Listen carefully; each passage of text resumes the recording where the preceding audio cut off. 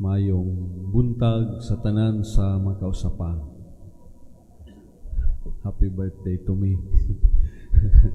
Salamat sa nagmata sa sayo nga kabuntagon, sa nagmanyanita, bisag nagulan.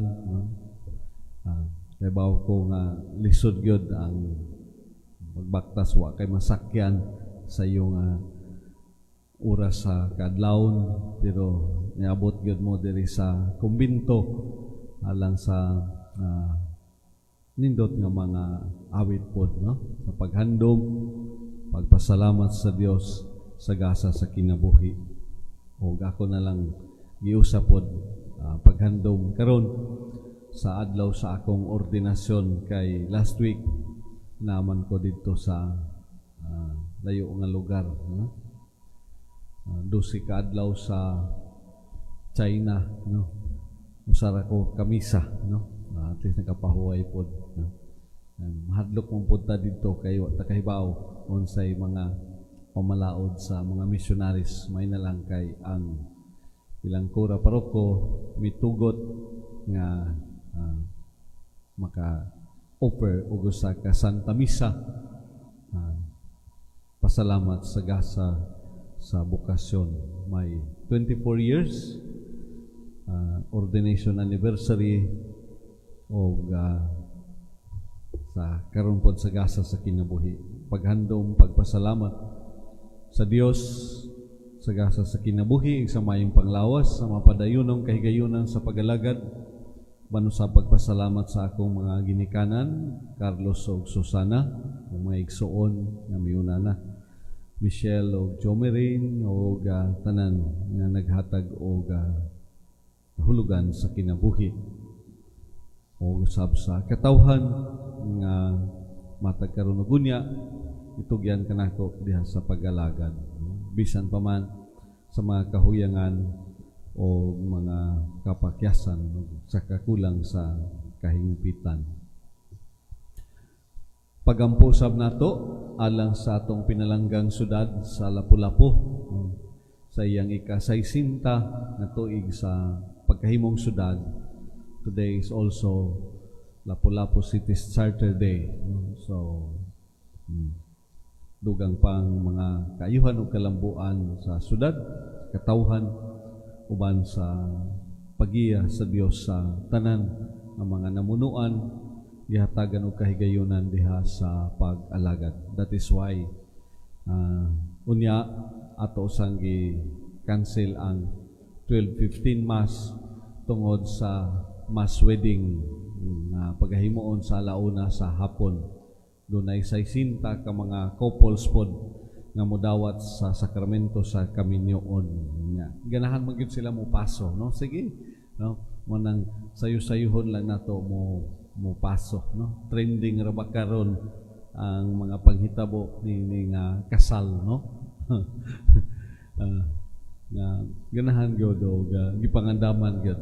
Para nako nindot pod paghatag og pagtagad sa sakramento sa kaminyoon, hatag og dakong pagtagad sa mga tawo nga naningkamot nga makatabang pod sa ato mga kaigsuonan, wala pa makadawat nini nga sakramento. Okay, that's why atong gahin usab kini nga special nga adlaw alang kanila, no?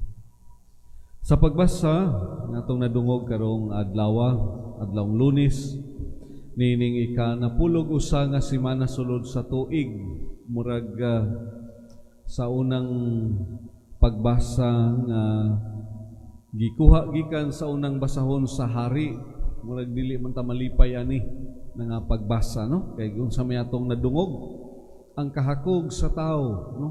Unsay atong nadungog kanang yung sahay walay pagkakontento sa tao sa mga butang kalibutanon, no?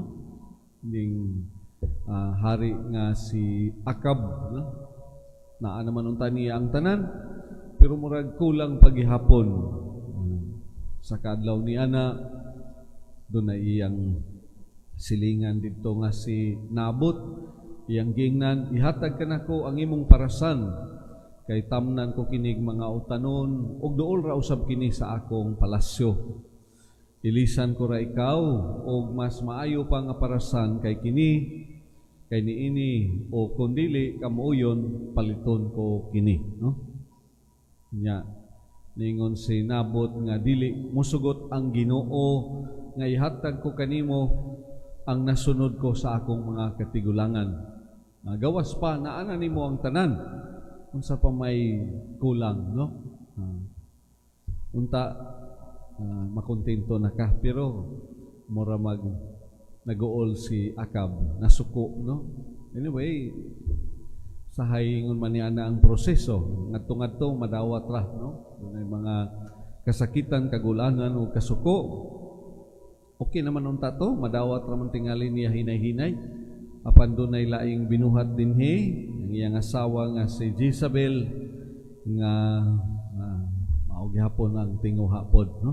Og nga mas labaw pa kay dautan pa man ang iyang pagtinguha ngadto na sa kinabuhi ni Nabot, no? Manang pinaagi sa mga pagtuis sa mga pamaagi, no? Namatay si Nabot, no? Unya gingnan sa asawa nga karon mahimo mo nang panag-iyahon ang tanan nga iya ni Nabot, no? Kay patay na si Nabot, musa mahimong maangkon nimo ang tanan, no?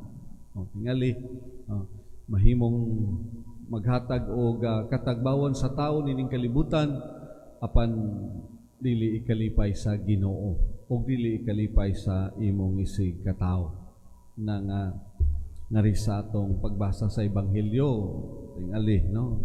Ingon niining unahuna kaniadto sa mga tao, mata bayrag mata, ngipon bayrag ngipon, no? Ay kung kita lay maghukom sa ato lang kaugalingon nga panghunahuna o pagbati ang sundon, di gyud maayo nga ang dautan magpadayon diha sa ilang mga buhat nga dautan, hindi maayo ana maglipay-lipay sa tanan nga ilang ginabuhat, no?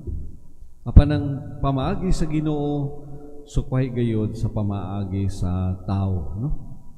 Ang hustisya nga iya sa Ginoo sukwahi sa atong pagsabot o sa paghatag og pagpakahulugan kung unsa ang hustisya nga iya sa Ginoo, no? We have heard it so many times, no? To condemn the sins and not the sinner, no? Atong dumtan ang sala, dumtan ang dili maayo, sa likway ang dili maayo, apan ayaw ang makasasala o ayaw ang tao nga nawala, no? Kapamagi sa Ginoo utob sa mahimo, no? Ang pangitaan og paagi nga makaamgo sa mga sayop, no? Makabalik diha sa Ginoo, no? Kaysa iyang gugma og kaayo na pamatud-an, iyang gipadala gihatag kanato ang iyang bugtong anak, dili aron sa pagsilot kundi dili aron sa pagluwas. Salamat sa Dios sa iyang dakong gugma, sahay bisan dili kita ngayan, bisan sa atong mga kapakyasan o mga kakulangan, ang Dios sa kanunay naguban kanato. Mao nang kagahapong adlaw pagkanindot gayud sa Salmo responsoryo. Ginoo, paayo gayud ang pagpasalamat kanimo sa kanunay. Bisan pa man sa among mga kahuyangan, mga kakulang sa kahingpitan, ana kagayud naguban kanamo, ana sa kanunay naghatag og kahigayunan sa pagbag-o, kahigayunan sa malungtaron o malahutayon nga pag-alagad.